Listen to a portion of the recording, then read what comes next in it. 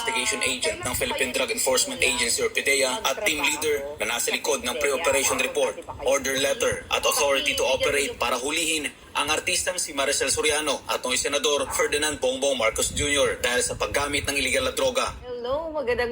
Sa pinakabagong video ng political vlogger na si Maharlika ay matapang na sinagot ng PDEA agent na si Jonathan Morales ang issue na nag-uugnay kay Pangulong Bongbong Marcos sa pinagbabawal na gamot at inamin na siyang pumirma ng nasabing mga dokumento at hindi ito AI generated o gawa-gawa lang.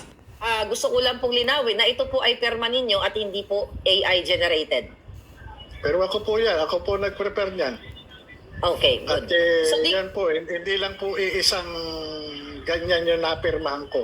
Marami na rin po ako mga pre-ops, authority to operate na napirmahan. Si Morales ay dating pulis at na-recruit sa PDEA noong taong 2009, ngunit umalis sa serbisyo taong 2013.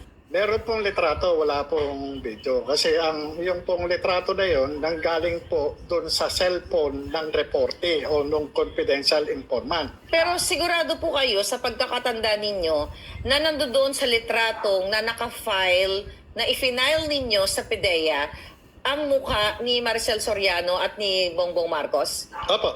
Nandoon. Nandun. So doon po sa picture na yon, meron silang sinisingot na white powdery substance. Opo. Wow. Wow. So, grabe. Ayon sa kanya, hindi natuloy ang operasyon na hulihin noon si Bongbong Marcos dahil mayroon anyang pumigil rito dahil na rin sa gagawing investigasyon ng Senado. Pero masasagot niyo po ba na talagang may pumigil dito? May pumigil.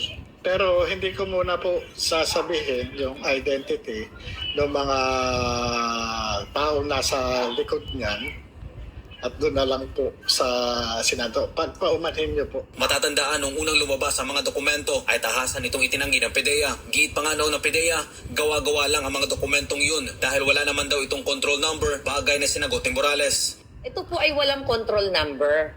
Okay? Ang sabi nila, gawa-gawa ni Maharlika yan, walang control number.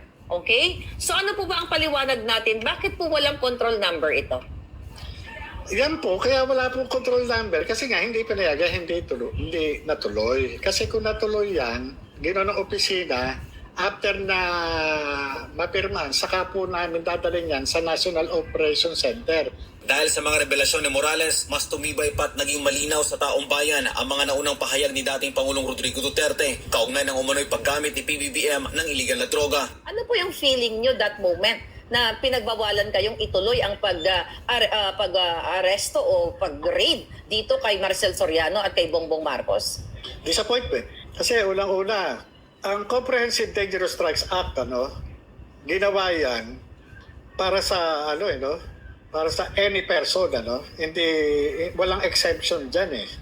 Kung sa ginawa yung batas na yan para papanagutin sa batas lahat ng tao, kahit na sinong tao.